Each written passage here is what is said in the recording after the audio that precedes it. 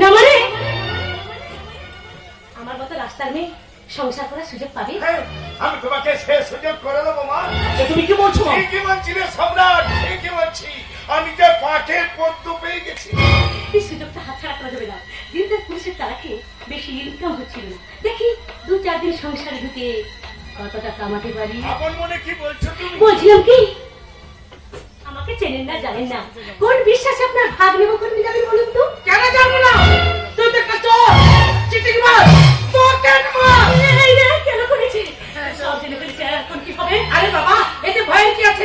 ভয়ের কি আছে? তুই তো পাপে টাকা দিয়েছে, সব গরিবদের দান করে দিস। পাপ আর পুণ্যকে পাশাপাশি রেখেছি। এত কথা আপনি জানি জানি বা জানি, আমি সব জানি। আর জানি বলেই আমি তো তোর বিয়ের ব্যবস্থা করেছি। এই অবাস্তবকে বাস্তবের রূপ দেওয়া আমার পক্ষে সম্ভব নয়। কিন্তু অবাস্তবকে বাস্তব করাই যে আমার কাজ ভাগ্নে। মামা, শোন সম্রাট, তোকে আমি প্রতিষ্ঠিত করবই।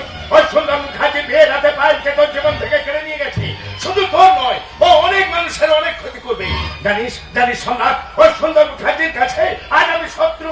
যে কোনো মুহূর্তে আমাকে খুন করতে পারে। ওরে আমাকে সেই ভয় দেখিয়েছে, তাই আমি অনেক জায়গায় সুপারিশ করেছি তুই যাতে পুলিশের চাকরিটা পেয়ে যাস।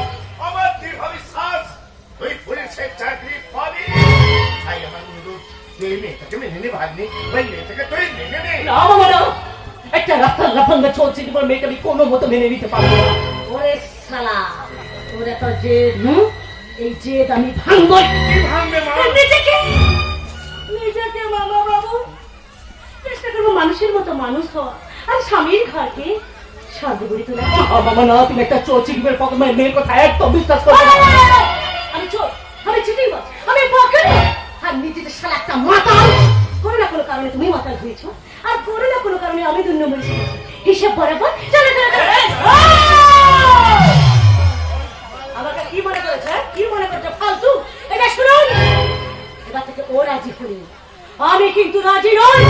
তাহলে হাত করা পরিয়ে সোজা লকাপে ঠুকিয়ে দেবো।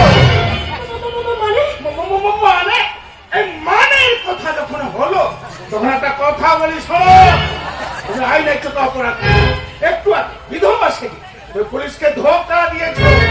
এক্ষুনি তোমার অ্যারেস্ট করবো। আমি আপনাকে হাত জোড় করে বলছি, ওকে আরেকবার একটু সুযোগ দিন। সুযোগ? সুযোগ? এই সুযোগের কথা যখন হলো, তখন একটা কথা বলি শোনো। কত সুযোগ দেবে কত সুযোগ নেবে। মানুষ খেতে পেলে শুতে চায়। তবু আপনি যখন বলছেন সুযোগ, ওকে আমি একটা দেব। যদি সংসার করতে রাজি হয়, তাহলে অ্যারেস্ট করবো না। বলো, সংসার করতে রাজি আছে? না হলে এক্ষুনি অ্যারেস্ট করবো। আমি তো রাজি, কিন্তু ওই মাতালটা তো রাজি নয়। তুমি ভাই মাথাল বলে 100 বার, 1000 বার বল, পারবে তুমি মদ ছেড়ে প্রমাণ দিতে যে তুমি মাতাল নও? তুমি পারবে চোর চিটিংবাজি পকেট বাড়ি ছেড়ে দিয়ে প্রকৃত গৃহবধূ হতে? আরে পারবো পারবো পারবো পারবো বলেই তো তোমাকে বিয়ে করতে রাজি হয়েছি। কিন্তু মদ আমি ছাড়তে পারবো না। পারবে এই মাতালটাকে মেনে? তুমি ছাড়বে না, তোমার ঘর ছাড়বে।